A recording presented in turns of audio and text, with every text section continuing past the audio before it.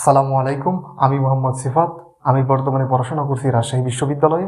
আপনাদের অনেকেরই স্বপ্ন রাজশাহী বিশ্ববিদ্যালয়ে পড়ার, কিন্তু আপনারা জানেন না রাজশাহী বিশ্ববিদ্যালয়ে পরীক্ষা দিতে গেলে রাজশাহী বিশ্ববিদ্যালয়ের মানবন্টন কেমন, রাজশাহী বিশ্ববিদ্যালয়ের ভর্তি যোগ্যতা কেমন। তো আজকে সকল কিছু নিয়ে আলোচনা করব। তো চলুন ভিডিওটি শুরু করি।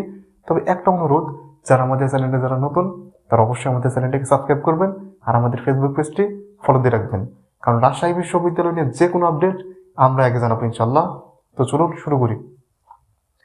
তো যদি দেখি প্রথমে রাজশাহী বিশ্ববিদ্যালয়ে আবেদন কবে, প্রথমে হচ্ছে আবেদন, সেটা হচ্ছে 20 নভেম্বর থেকে আপনাদের শুরু হবে, 6 ডিসেম্বর আপনাদের শেষ হবে। এটা হচ্ছে আপনাদের আবেদনের সময়, অর্থাৎ 20 নভেম্বর থেকে কিন্তু শুরু হচ্ছে, মানে এই মাসেই। এরপর যদি দেখি ভর্তি পরীক্ষার তারিখ ও আবেদন ফি। আচ্ছা, ভর্তি পরীক্ষা কবে শুরু হচ্ছে? 16 জানুয়ারি।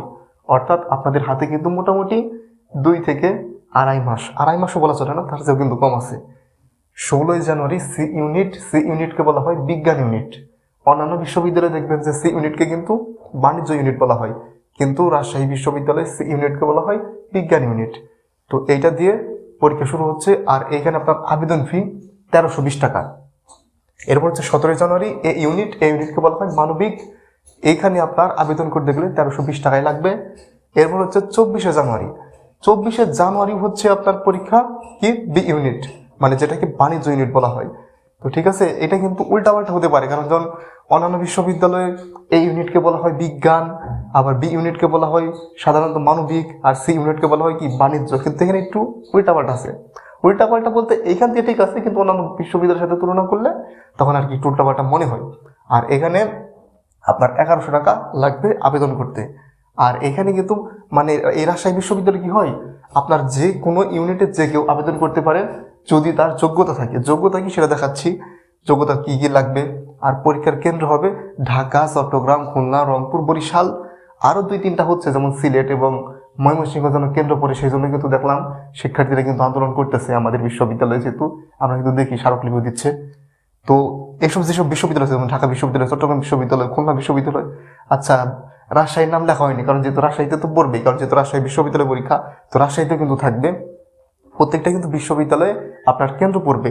গত বছর থেকে কিন্তু রাজশাহী বিশ্ববিদ্যালয় ঢাকা বিশ্ববিদ্যালয়ের মতো দেশের বিভিন্ন বিশ্ববিদ্যালয়ে কিন্তু পরীক্ষা নিচ্ছে। আর আরেকটা কথা, এটা হচ্ছে আপনাদের অনেকেরই প্রশ্ন বা এটা চিন্তার বিষয়, কারণ আমাদের সময় কিন্তু এটা কিন্তু খুব বেশি চিন্তার বিষয় ছিল, বিশেষ করে যাদের মোটামুটি জিপি একটু কম ছিল তাদের। সিলেকশন পদ্ধতি আছে কিনা? সিলেকশন পদ্ধতি নেই। আপনারা যে কি পরিমাণ বেঁচে গেছেন, এটা নিয়ে যে কত আন্দোলন, কত যে কথা হয়েছে হিসেব ছাড়া। কারণ সিলেকশন পদ্ধতি থাকলে মোটামুটি আপনার 4 পয়েন্টের নিচে থাকলে কিন্তু মানবিকের যারা ছিল তারা কিন্তু আবেদন করতে পারতো না। আবার সায়েন্সের যারা ছিল মোটামুটি 4.50 উপরে লাগতো এইচএসসি। আর আপনার বাণিজ্য ইউনিটে মোটামুটি 4 পয়েন্টের উপর লাগতো। তো এটা কিন্তু অনেকের থাকতো না। এখন মোটামুটি কিন্তু জিপে কিন্তু থাকলে আপনি আবেদন করতে পারবেন। অর্থাৎ আপনাকে পরীক্ষার সুযোগ দেওয়া হতো না, মানে পরীক্ষা দিতে পারতেন না। আর সেকেন্ড টাইম আছে, এটা আপনাদের অনেকের প্রশ্ন যে সেকেন্ড টাইম আছে কিনা। সেকেন্ড টাইম আছে। আর ভর্তি যোগ্যতা এসএসসিতে উল্লেখ নেই, অর্থাৎ এসএসসিতে যে কেউ দিতে পারে। অর্থাৎ কেউ যদি 1980 সালে পরীক্ষা দেয় সেও দিতে পারবে। আবার যদি কেউ 2025 সালে পরীক্ষা দেয়, 2025 সালে তো এসএসসি পরীক্ষা এখনো দেয়নি, বা এসএসসি দিলেও এসএসসি তো ওরা তো দেয়নি, যাই হোক। তো মোটামুটি 2023 সাল বা 24 সাল এরকম যদি হয় এসএসসি, তারাও দিতে পারবে। আর সবচেয়ে বড় কথা হচ্ছে এইচএসসিতে 2024 এবং 25 সালে যারা পরীক্ষা দিয়েছে তারা কিন্তু পরীক্ষা দিতে পারবে। এটা হচ্ছে আপনার এসএসসি এবং এইচএসসির রিকোয়ারমেন্ট। এরপর কিন্তু আমরা দেখব জিপি রিকোয়ারমেন্ট। তো আমরা যদি এখন দেখি রাজশাহী বিশ্ববিদ্যালয়ে ভর্তি পরীক্ষার জন্য আপনার জিপিএ কত লাগবে, তো সেটা যদি দেখি এ ইউনিট অর্থাৎ মানবিকে আপনার এসএসসি লাগবে 3 পয়েন্ট সর্বনিম্ন, এবং এইচএসসিতে আপনার সর্বনিম্ন 3 পয়েন্ট, মোট লাগবে আপনার 7 পয়েন্ট। আর এটা কিন্তু সর্বনিম্ন। আপনার অনেকেই বলতে পারেন 3 পয়েন্ট যোগ করলে তো 6 পয়েন্ট হয়। 6 পয়েন্ট হবে না ওটা, এটা হচ্ছে আপনার সর্বনিম্ন এসএসসিতে। তার মানে 3 পয়েন্ট যদি আপনি পান, আপনি পরীক্ষা দিতে পারবেন না।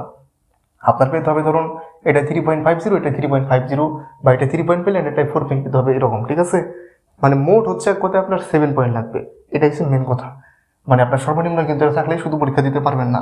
বি ইউনিট এক অবস্থা, বাণিজ্য 3 পয়েন্ট লাগবে, মোট হচ্ছে 7 পয়েন্ট। সি ইউনিট বিজ্ঞান, সেখানে আপনার 3.50 লাগবে এসএসসিতে। এইচএসসিতেও লাগবে আপনার সর্বনিম্ন 3.50, এবং মোট লাগবে হচ্ছে আপনার 8 পয়েন্ট। 8 পয়েন্টের নিচে হলে কিন্তু আপনি পরীক্ষা দিতে পারবেন না। ভর্তি পরীক্ষার নম্বর, মানে মোট নম্বর হচ্ছে 100 নম্বর, এবং এমসিকিউ পদ্ধতিতে পরীক্ষা হয়। প্রশ্নের মান, মানে প্রশ্নের মান বলতে হচ্ছে প্রশ্ন থাকবে আপনার কিন্তু 80টি, নাম্বার থাকবে কিন্তু আপনার 100, অর্থাৎ প্রত্যেকটি প্রশ্নের জন্য 1.25 করে নম্বর। 1.25-এর সাথে 80 দিয়ে গুণ দিয়ে দেন, দেখবেন যে 100 হবে। অর্থাৎ প্রশ্ন থাকবে কিন্তু 80টা এমসিকিউ, প্রত্যেকটা প্রশ্নের জন্য মান থাকবে কত? 1.25।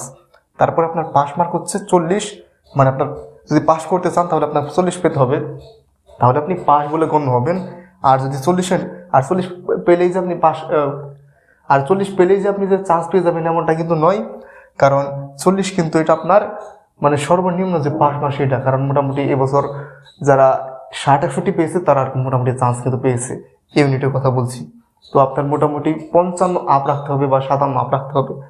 আর সময় হচ্ছে 1 ঘন্টা ভর্তি পরীক্ষার নেগেটিভ মার্কিং, অর্থাৎ এখানে তো নেগেটিভ মার্কিং আছে, মানে এমসিকিউ যেহেতু অনেকে মনে করেন যে যা ইচ্ছা তাই দেখাবো, কাজ হবে না, কারণ কি নেগেটিভ মার্কিং আছে।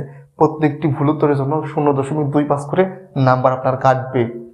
মানে 4টি যদি ভুল করুন, মানে উল্টাপাল্টা দাগি আসেন, তাহলে 4টার জন্য আপনার 1 নম্বর কিন্তু কাটবে। 1 নম্বর না কিন্তু, দেখুন আপনি যদি 4টা যদি ভুল করুন, 4টার জন্য তো আপনার 4 তো কাটতেছে এমনিতেই, ঠিক আছে। আবার এই যে 0.25 করে যে আপনার 4টা ভুল হয়েছে, ওই 4 নম্বর কাটছে, আবার তার সাথে কিন্তু 4টার জন্য আবার 1 নম্বর কাটা, মানে প্রত্যেকটার জন্য 0.25, তাহলে আরো 1 যোগ, তার মানে কিন্তু মোট কিন্তু 4টা ভুলের জন্য আপনার 5 নম্বর কিন্তু কাটতেছে। এই জন্য কিন্তু মাথায় রেখে কিন্তু দাগাতে হবে, মানে আমার কাছে কলম আছে, যা ইচ্ছা তাই দেখাবো, এমসিকিউ পদ্ধতিতে পরীক্ষা হচ্ছে, কাজ হবে না। আর আপনার ক্যালকুলেটর নট অ্যালাউ। তারপরে আমরা দেখবো রাজশাহী বিশ্ববিদ্যালয়ের বিভিন্ন ইউনিটের মান বন্টন। আমরা যদি শুরুতে লক্ষ্য করি, এই ইউনিট অর্থাৎ মানবিক ইউনিটে এখানে সিট সংখ্যা মোটামুটি 1900 মতো আছে।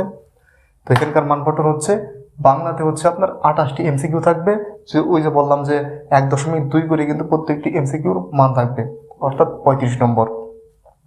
ইংরেজিতে আপনার 28টি এমসিকিউ থাকবে, 35 নম্বর মোট। জিকেতে আপনার 24টি এমসিকিউ থাকবে, মোট নম্বর হচ্ছে 30। এই হচ্ছে আপনার 100 নম্বর আর 28টি এমসিকিউ। এরপর হচ্ছে বি ইউনিট, যেটা কিনা বাণিজ্য ইউনিট বলা হয়। তো এখানেও সবাই পরীক্ষা দিতে পারে, এখানে কিন্তু সবাই পরীক্ষা দিতে পারে। আমি একটা কথা বলে রাখি, A unit, B unit, C unit, Rajshahi বিশ্ববিদ্যালয়ের প্রত্যেকটি ইউনিটে প্রায় প্রত্যেকটা স্টুডেন্টই পরীক্ষা দিতে পারে, যদি তার জিপিএ থাকে বা কিছু শর্ত দেওয়া থাকে, ওইসব শর্ত যদি পূরণ করতে পারে তাহলে। তো বি ইউনিট বাণিজ্যে তাদের কিরকম মান বন্টন, বাংলাতে 10 নম্বর, ইংরেজিতে 25 নম্বর, ব্যবসায় সংগঠন নামে একটা সাবজেক্ট আছে, সেখানে 25 নম্বর তাদের, হিসাব বিজ্ঞানী 25, ফাইন্যান্স অথবা উৎপাদন 15 নম্বর। যেহেতু বাণিজ্য বিভাগে অবাণিজ্যরও স্টুডেন্টরা পরীক্ষা দেয়, তো তাদের কিরকম মান বন্টন, অবাণিজ্য যারা আছে বাংলাতে 10 নম্বর, ইংরেজিতে 25 নম্বর, জিকেতে 50 নম্বর, আইসিটিতে 15 নম্বর। আমি কিন্তু বাণিজ্য ইউনিটে পরীক্ষা দিয়েছিলাম এবং অবাণিজ্য, এই যে বাণিজ্য ইউনিট বি ইউনিটে পরীক্ষা দিয়েছিলাম, এই ইউনিটে পরীক্ষা দিয়েছিলাম। আমি এখানেও ঠিক ছিলাম, আবার অবাণিজ্য এখানেও কিন্তু ঠিক ছিলাম। এইটা কিন্তু বেশ কঠিন একটা, কিন্তু কারণ এই যে জিকে দেখতেছেন, জিকে শুধু কিন্তু এখানে শুধু সাধারণ জ্ঞান থেকে আসে না, সাধারণ গণিত আছে, অর্থনীতি আছে, আইসিটি তো এখানে আলাদা করে আছে 15 নম্বর। এগুলো কিন্তু সবকিছু মিলে কিন্তু বাংলাদেশ, আন্তর্জাতিক বিষয়গুলি, ভূগোল সবকিছু মিলে কিন্তু জিকে আপনার 50 নম্বর। এটা কিন্তু খুব ভালো করে মাথায় রাখবেন। ম্যাথ কিন্তু আসে, গণিত এবং অর্থনীতি, এটা কিন্তু ভালো করে মাথায় রাখতে হবে। এরপর হচ্ছে সি ইউনিট, মানে আপনার বিজ্ঞানের ইউনিট, সেখানে কিরকম মান বন্টন, ফিজিক্সে 25, কেমিস্ট্রিতে 25, আইসিটিতে 5, বায়োলজিতে 25, ম্যাথে 25, অথবা বায়োলজি প্লাস ম্যাথে হচ্ছে আপনার 25। আপনার মন মতো দেখাবেন, এখানে লেখা থাকবে আবশ্যক অনাবশ্যক। এরপর হচ্ছে অবাণিজ্য, অবিজ্ঞান আর কি, অবাণিজ্য বলছি। তো সি ইউনিটে কিন্তু যারা অবিজ্ঞানের স্টুডেন্ট, আমি কিন্তু আগে বলেছি সব মানে স্টুডেন্ট কিন্তু, মানে সকল ইউনিটের স্টুডেন্ট কিন্তু সকল ইউনিটে পরীক্ষা দিতে পারে, তাদের ন্যূনতম যদি জিপিএ থাকে। তো অবিজ্ঞানের স্টুডেন্টরা তার কি কি দেখাবে, বাংলা 25টি প্রশ্ন থাকবে, ইংরেজিতে 25টি প্রশ্ন থাকবে, জিকে, ভূগোল অথবা মনোবিজ্ঞান যে কোনো একটা দেখাতে হবে, সেখান থেকে আপনার 30টা প্রশ্ন থাকবে। এই হচ্ছে রাজশাহী বিশ্ববিদ্যালয়ের ভর্তি যোগ্যতা, মান বন্টন, কীরকমভাবে পরীক্ষা হবে, সকল কিছু জানিয়ে দিলাম। তারপরে যদি আপনাদের মনে কোনো যদি প্রশ্ন থাকে তাহলে অবশ্যই কমেন্ট বক্সে করবেন, প্রশ্নর উত্তর দেওয়ার চেষ্টা করব। আর আমাদের চ্যানেলটি অবশ্যই সাবস্ক্রাইব করবেন, যেহেতু নতুন নতুন আমাদের চ্যানেল। তো সকলকে আসসালামু আলাইকুম।